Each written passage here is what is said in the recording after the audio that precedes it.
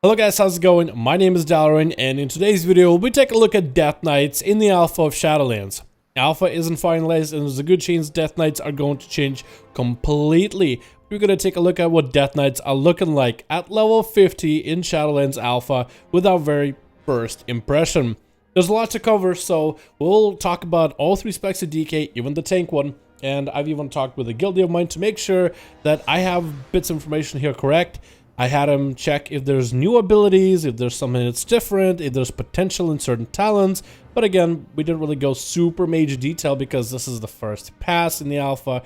There's a good chance these classes are going to change majorly. Let's take a look at what Death Knights are looking like now in Shadowlands. We're going to start first of all with basic Death Knight abilities that all Death Knight specs are going to share. And then we'll move on to spec-specific ones. First of all, very exciting news. Your Frost Death Knight, you can have a two-hander. And yes, it actually works with all your abilities. Normally in the live version of WoW, you have a two-hander. You cannot even use Obliterate, but here, you can. Anyway, let's take a look at what Death Knights are like right now. Take a look at the spell book. We have a lot more abilities that are going to be baseline for this spec. Most of them you will remember, some are fairly new. Anti-Magic Shell is still in the game. Anti-Magic Zone is going to be one of the biggest ones, the second ability of the row. This is going to be the Death Knight raid utility. Anti-Magic Zone has been an honor talent for all of Battle for Azeroth, and I believe it was an honor talent maybe in Legion, but they're bringing it back as a base ability. It's going to be your raid and group utility. Anti-Magic Zone, 2-minute cooldown, 10-second duration, places an Anti-Magic Zone on ground, reducing the damage your raid and party members take from magic abilities by 60%. So as long as you're within this area, you take less magic damage. This will be huge for Death Knights in raids and dungeons. And this ability is available for all three specs of Death Knight, even Blood Decay. So talk about that utility. Even though if, let's say, Death Knights are not amazing in PvE, they don't really get brought to dungeons, and their raid damage might suck, at least you bring raid utility. So even though your damage kind of sucks, your allies will be thankful for the one thing that you bring into the raid. Chain of Ice is available for all Death Knights as well. Control Undead is the same. Dark Command is your taunt. Death Coil goes back for all specs of Death Knight.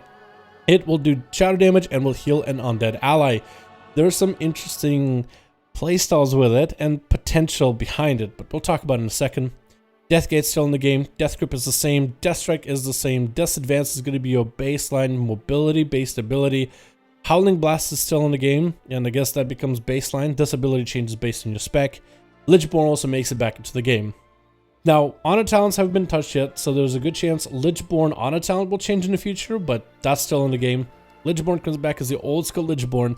Draw upon the unholy energy and become undead for 10 seconds. Increases leech by 10%, making you immune to sleep, charm, and fear. This makes you undead, so essentially another Death Knight could hit you with a death call while you are technically undead. But I believe this has the same interactions as it does with the Paladins and Priests. Since you are undead during Lichborn, a Paladin can fear you, or a Priest can shackle undead for the time being, so this adds a little fun to the gameplay. The Leech is going to be great for survivability, and the immunity to Charm, Sleep, and Fear is going to be nice on a 2-minute cooldown. That's going to be an interesting ability to play with. Next row, Mind Freeze is still in the game, Path of Frost, Raise Ally, Raise Dead comes back. Now you can summon a ghoul to fight for you for a minute. For Blood and Frost, he just does a little bit of damage, but for Unholy, he's still going to be part of your core gameplay. Moving on, Rune Forging has been increased vastly. We'll talk about Rune Forging after we talk about the specs and how that affects your playstyles. On a Pale Horse still a thing, and Sacrificial Pact learned at level 54 sacrifices your ghoul to deal shadow damage in an AoE area, and you heal yourself for 25% of the maximum health. Kind of a cool ability. Essentially as a Frost or as a Blood, you'll be using this on 2-minute cooldown together with your Raised Dead towards the end of the ghoul's lifespan. And essentially I think you would want to put it on cooldown for AoE, but also as a healing capability. We don't know if this has a global cooldown. It does cost 20 runic power. For Frost Death Knights, this is where we will start taking a look at what each spec is. Frost Decay, we have Death and Decay comes back as the AoE ability. Now, we don't know if this will be the strongest AoE ability, and it has this whole effect where you remain in the area, your Scourge Strike will hit enemies near you. We don't know if Frost Death Knights will have that interaction, where while you stand in Death and Decay, your abilities will cleave, but maybe. Essentially, Blizzard might end up adding that in the future, but Death and Decay is a thing, can be useful in PvP. Empower Rune Weapon is exactly the same as it was. Frost Strike is also the same. Frostwind's Fury's baseline, the talent ability is now base, and it does a lot of damage. 2000 damage for the small health pools and numbers that we have. 2000 is quite a bit of damage, so this is good. Then we have a talent. IBF is the same, Obliterate is the same, and it does a little more damage with a two-hand weapon, but not by much. Pillar Frost is a little different. It gives you 20% strength to start with instead of 15 in BFA. It gives you 1% for every rune that you spend.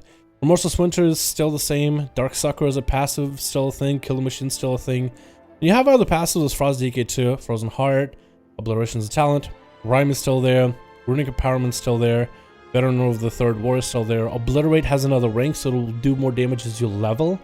If you hit level 52. Level 56, your Empower Rune Weapon will have its cooldown reduced by 15 seconds, so less than 2 minutes, slightly. Killing Machine is going to be an extra at 58. Your Obliterate will also deal frost damage, so that'll be very... I believe this will actually add into your Killing Machine, so every time Killing Machine procs, your Obliterate will also do extra damage on top of the damage due as frost damage, which will play into your mastery really well, and not just all physical damage. When it comes to Frost Death Knight, for the most part, you are still the same. Your honor talent or talents really didn't change too much. Example Assault, Icy Talents, Cold Heart, all the same. Level 25 row is all the same. Level 30 row is all the same. Avalanche, Frozen Pulse are all good. Frostbite does have a cap on how many enemies it hits. There's a lot of classes that have a cap now on the AoE, and Frostbite is going to be applied for Frost Death Knights. Permafrost, Avalanche doesn't have a cap though, so that might be more of a burst AoE playstyle for you. You have Permafrost, Wraithwalk, and Death Pact. Level 45, Gathering Storm, Glacial Advance, which doesn't have a cap on how many enemies it hits. And then Hypothermic Presence is a new one. 45-second cooldown, instant. Embrace the ice in your veins, reducing runic power cost of abilities by 35% for 8 seconds. Does not trigger global cooldown, so you can actually use this as you use in abilities. You gotta press it in between, which feels really nice. I feel maybe something like Pillar Frost should also get that same treatment, being a 45-second cooldown and all. Then level 50, Ice Cap, Obliteration, and Breath Syndragosa are all the same.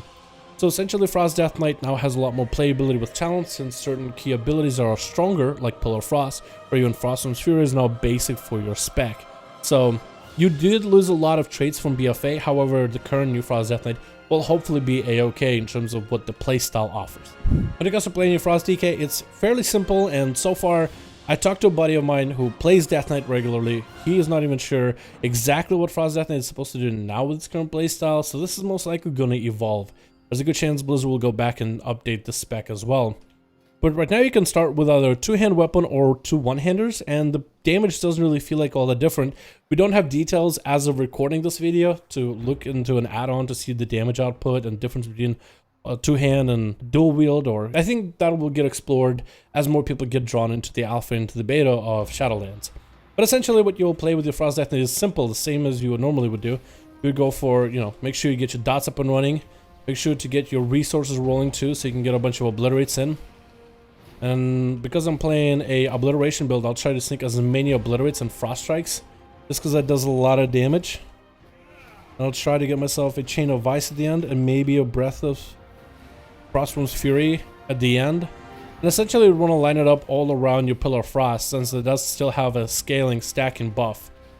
And maybe essentially you'll want to play it slightly differently, where the old school playstyle, because right now we play the Ice Cap build. Ice Cap can still work, but you don't have a lot of stats to really make Ice Cap super good, because you need a lot of crit and a lot of haste. With the stats we have right now, it's just going to be slightly a slower playstyle, more sluggish, so it'll be really difficult to really push out big damage. But from the damage that I have here, for example, I'm just going to try to see if I can get myself obliterates and frost strikes and obliterates and frost strikes, and try to see if I can get myself a chain of ice at the end of my Pillar of Frost, since it's going to have 22% extra damage.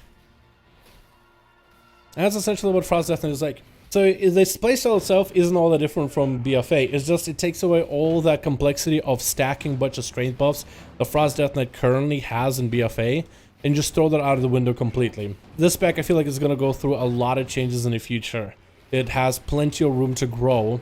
I like the fact that I have all that utility, but now Blizzard can now work towards what the single target damage is going to be like. Which talents are going to stay, which talents are going to go. Maybe they can bring even more talents and traits from BFA in order to change the playstyles here. However, you can also play it slightly differently, since you now have a massive two-hander That should do more auto attack damage than one-handers. But now it's also another question of, do you play two-handers or do you play one-handers? Because you also have different runes that you can put in your weapons. So I have these two-handers right here. You can either play Rune of Razor Eyes together with Rune of Crusader. You know, you have two separate weapons instead of one big one, but you also have Razor Eyes in there. It also is a question of Frost Decay, would you want to have more than one weapon with different types of runes? Speaking about runes, there's even more runes for Death Knights that could potentially be good. Take a look at our runes. Death Knight runes have increased a lot more, and I think this will help especially for Frost Death Knight, because deciding whether to go for a two-hander with two different runes or one massive one-hander with a specific rune might be a lot more of a question than it is for Blood or Unholy. I feel like those guys are more ironed out with how they're going into Shadowlands. Rune of Hysteria gives you a extra runic power baseline, and it increases your attacks have a chance to increase your runic power generation by 20%. Runic power being this bar right here.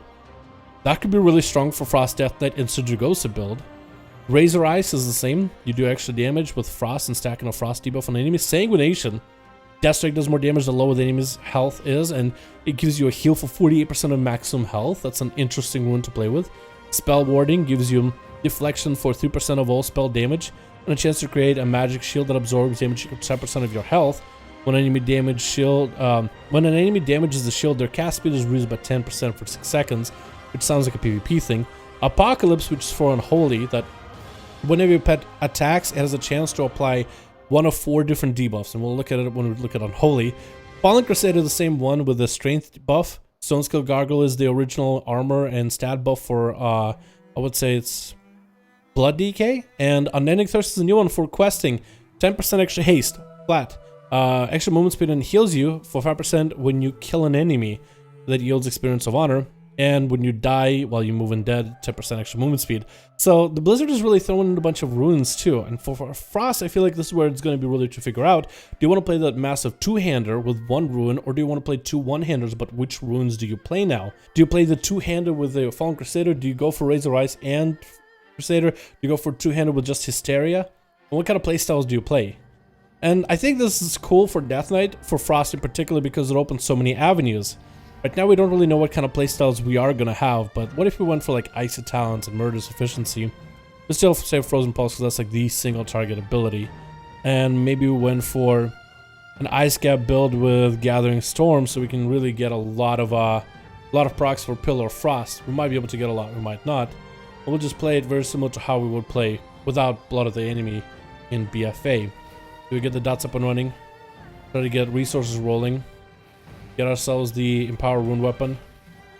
And try to see if we can just get as many obliterates in to the enemy as possible to extend the duration of our Remorseless Winter.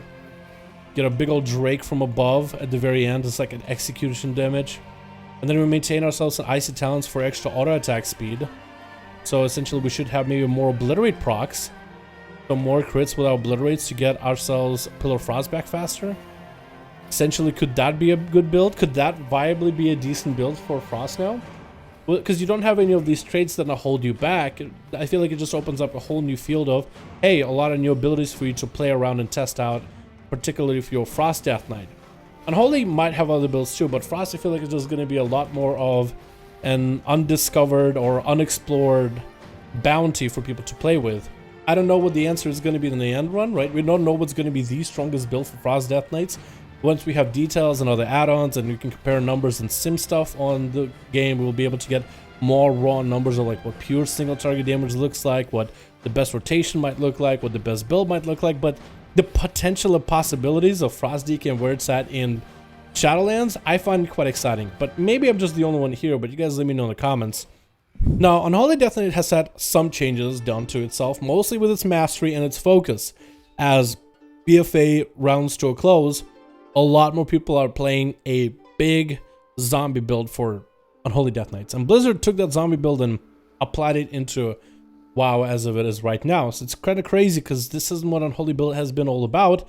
But only recently with the essences, people started playing a more heavy army build. So now you can actually play a pretty heavy army build currently. Take a look at the Death Knight abilities for Unholy. Nothing is really different. You have Festering Strike instead of Howling Blast. And everything else stays the same with Sacrificial Pact and everything. You do have certain different changes to unholy spells, like Apocalypse has a slightly shorter cooldown. Army of the Dead also slightly shorter cooldown instead of full 10 minutes. Dark Transformation is still 1 minute. Death and Decay is still in the thing. Outbreak and everything is here just as fine. Raise Death 30-second CD. Scourge Strike the same.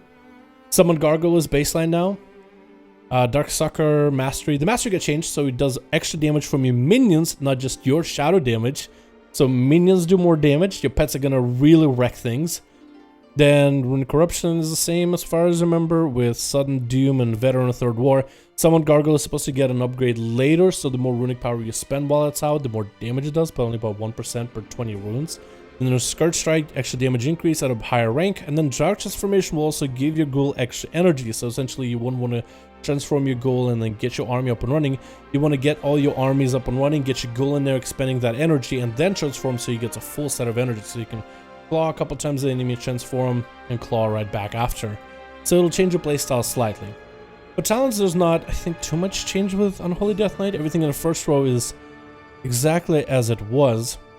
Then second row, Bursting Swords doesn't have a cap. Oh, no, it does have a cap to 8 nearby targets. That actually was just added just now, actually, because I was talking to a friend of mine and he didn't have a cap earlier, but I guess they're starting to cap Unholy Death Knights on certain abilities as well. Ebon Fever, same. Unholy Blight, your minions do 5% more damage to enemies afflicted by Unholy Blight. I think that is new. Level 30 row, Grip of the Dead, Death's Reach, and Asphyxiate are all the same. 35, everything is the same. Soul Reaper still feels the best to play with.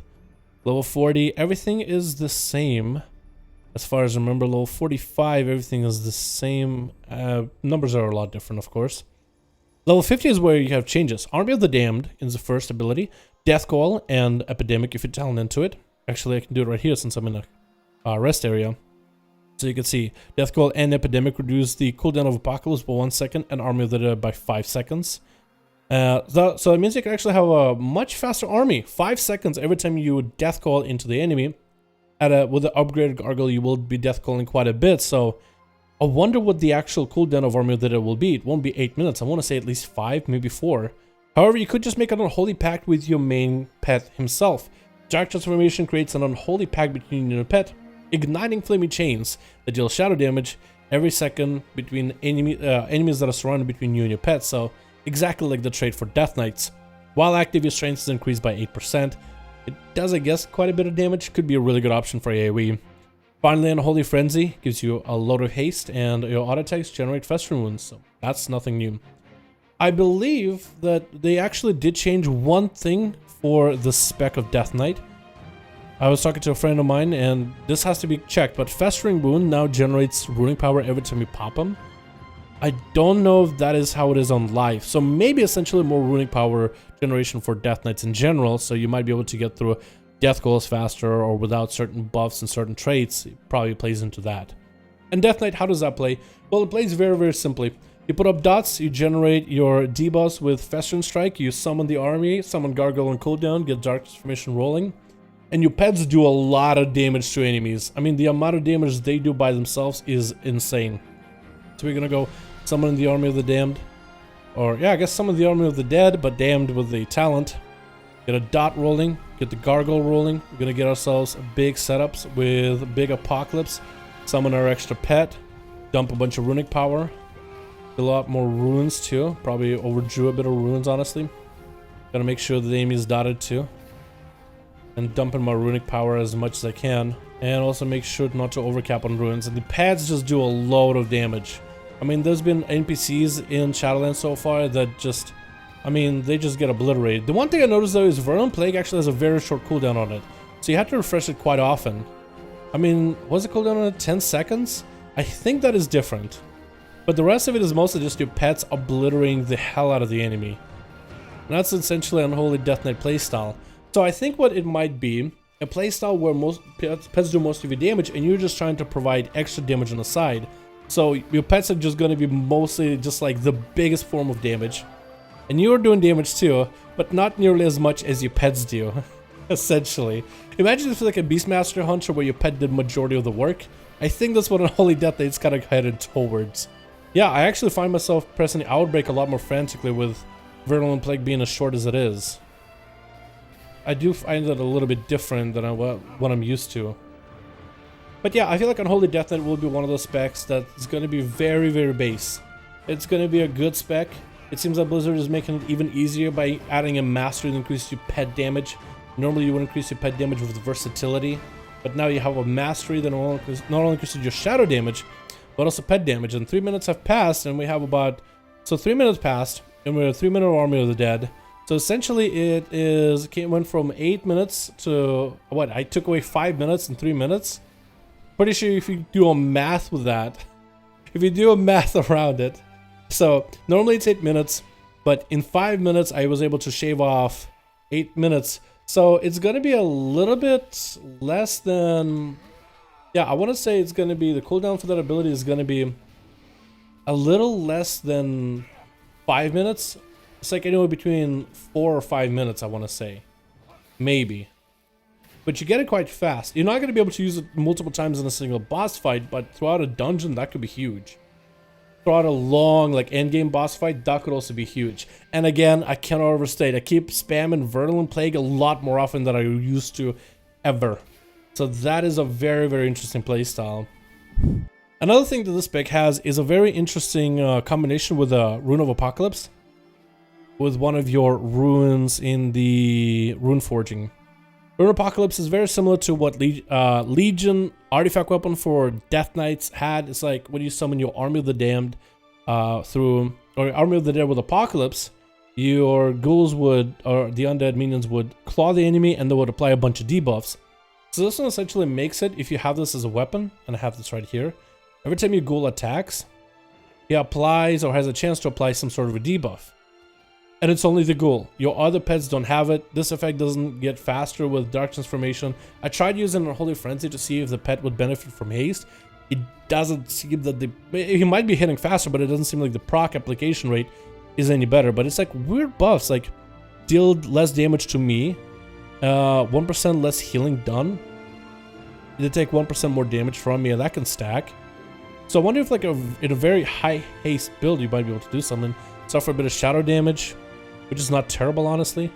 So it seems like, is it every time the pet claws, maybe?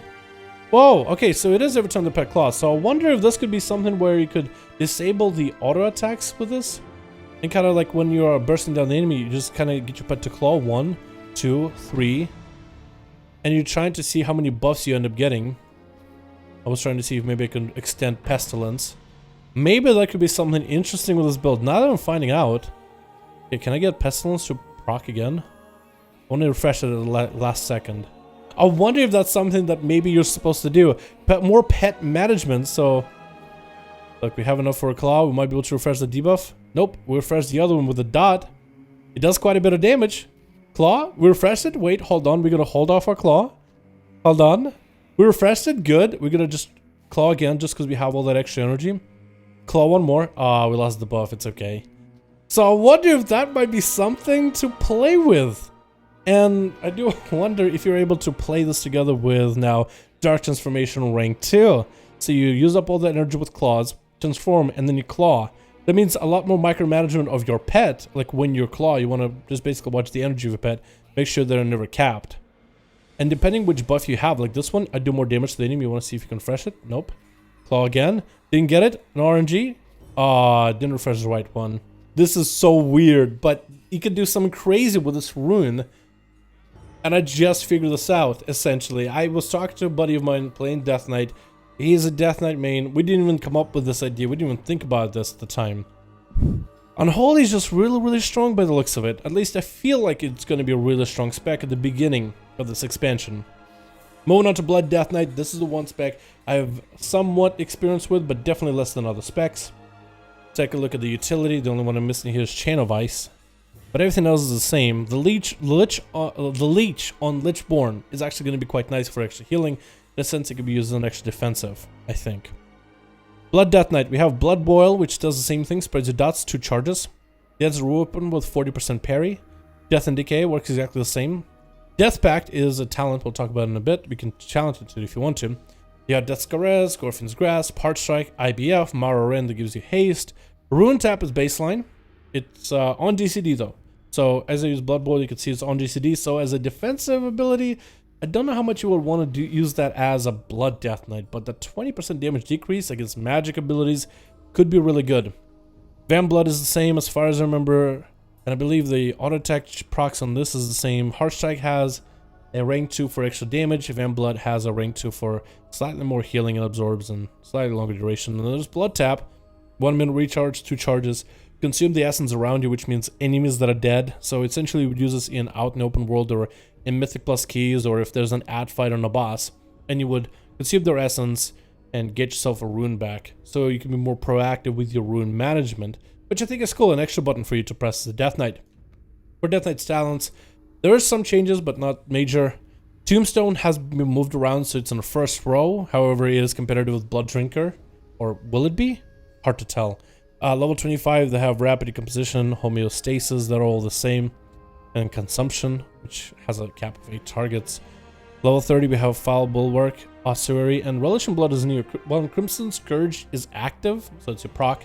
Your next Death and Decay heals you for for this much health per Bone Chill charge, and immediately gain 10 runic power. Could be good, we're not sure yet. Level 35 row, Will Necropolis have kind of been the go-to for Death Knights. They have Anti-Magic Barrier, and then Mark of Blood. Places Mark of Blood on the enemy for 15 seconds. The enemy's damage and auto attacks will heal their victim for 3% of victim's maximum health. So essentially, if you put this on a boss, whether they're attacking you or the off tank, they will heal the target they are auto attacking for 3% of the maximum health. This is something as a Blood DK you can actually maintain, so maybe in a raid situation this could be pretty good, whether you're trying to heal off tank or yourself. We don't really know if this is going to be a good ability or not yet. Level 40 I believe is the same with Titan Grasp, Grip of the Dead, and Wraithwalk. Level 45 you have Voracious, which Death Strike increases healing and leech for 8 seconds. Bloodworms, which are the same I believe. And Death Pact. Death Pact is off the GCD. However, it is pretty risky for a Blood DK to use it because it will have a absorption effect. So you'll kind of necrotic yourself afterwards if you use Maledict before. Level 50 talents, Purgatory is the same. Red Thirst is slightly stronger. It gives you Vamp Blood, reduces the cooldown of Vamp Blood by 1.5 seconds. I believe normally it's 1 second, or maybe 1.3 or 1.2. And Bone Storm I believe is also the same. As for the playstyle for Blood Death Knights, well, you're really tanky, and right now you have an extra mitigation to work for. Normally you would just get yourself your Marrow Rends up and running, make sure to get your dots rolling, you can drain health from the enemy, and from there on you can kind of just do damage. And if you're taking a lot of heavy damage as a Blood DK, now you have not only active Bone Shields and Death Strikes to heal off of enemies' attacks right after, but you also now have Rune Tap, so you are able sometimes to choose, okay, this next hit I want to reduce it by 20%, but let's say it's a hit that would otherwise kill you. Now you can choose to Rune Tap. It will consume a rune, but it will give you a nice buff for 20% damage reduction. But then normal tags that you would normally be able to outlive as a Blood Death Knight, you can just heal through them with your Death Strike right after. So in a sense, it gives you more options, and Blizzard really wants to solidify that Blood DK is a tank. We want to give them as many tanking capabilities.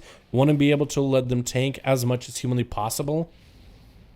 But essentially, it doesn't really change too much. And the spec feels terrible with low haste. I mean, it says 29 haste here, but for the numbers we have, this is pretty low haste.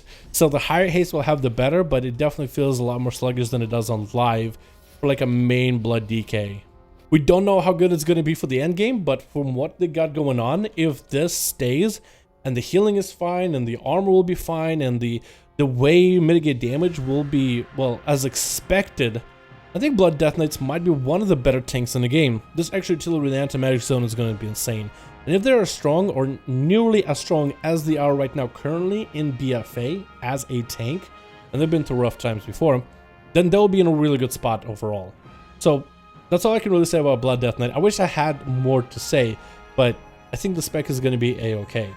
Overall, Death Knights are looking really solid. I like the raid utility they're getting. There's a lot of playstyle possibility with Frost. Unholy is a little wacky, but I think it's going to be really strong with that change to mastery. And if Blood is more or less tanky or as tanky as it is right now in BFA, this extra utility abilities are just going to make it a little bit better.